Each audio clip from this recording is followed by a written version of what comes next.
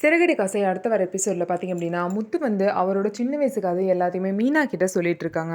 இந்த மாதிரி நான் சின்ன வயசில் நிறைய கொடுமையை அனுபவிச்சிருக்கேன்.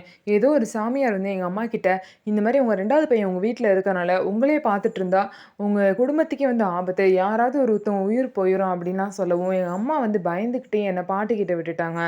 6 வருஷம் நாங்கள் பிரிஞ்சிருக்கணும் அப்படின்னு சொன்னனால, 6 வருஷமாக பார்த்தேன் அப்படின்னா நான் பாட்டி கூட தான் வளர்ந்தேன் அப்படின்னு சொல்லிட்டு முத்து வந்து எல்லாத்தையுமே சொல்கிறாரு. மனோஜ் மட்டும் தான் அம்மா கூட இருந்தான். நான் வந்து பாட்டி கூட தான் இருந்தேன்.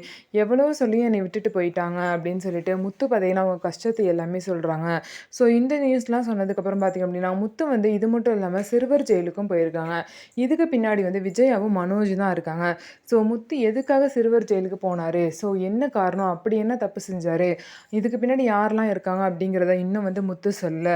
ஸோ அதையும் கூடிய சீக்கிரம் சொல்லுவாரு. ஸோ இதுலேருந்து என்ன தெரியுது அப்படின்னா, முத்து ரொம்பவே வந்து சின்ன வயசுல வேதனைய அனுபவிச்சிருக்காரு. அம்மாவோட பாசமும் கிடைக்காம, ஒழுங்கான ஸ்கூலுக்கும் போகாம, அவ்வளோ கஷ்டத்த வந்து அனுபவிச்சிருக்காரு. ஸோ இதனால தான் பார்த்தீங்க அப்படின்னா, முத்துவ வந்து அவங்க அம்மா வந்து வெறுக்குறாங்க. அப்படியே பிரிஞ்சு இருக்க, அப்படியே முத்து மேல உள்ள பாசமே அவங்க அம்மாக்கு போயிருது. ஸோ இதுதான் வந்து நடந்திருக்கு. நம்ம வீடியோ உங்களுக்கு பிடிச்சிருந்தா, நம்ம வீடியோவ லைக் பண்ணிக்கோங்க. மறக்காம நம்மளோட சேனல சப்ஸ்கிரைப் பண்ணிட்டு பாருங்க.